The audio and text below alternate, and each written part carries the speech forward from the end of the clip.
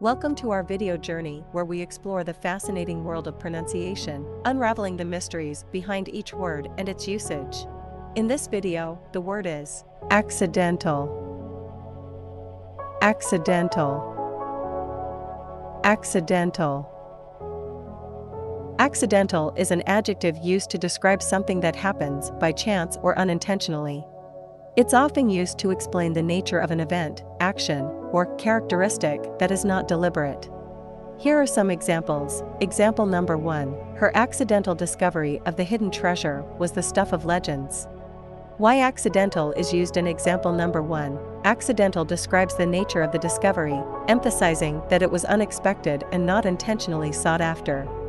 Example number 2. I made an accidental mistake in the report, and I apologize for any confusion it may have caused.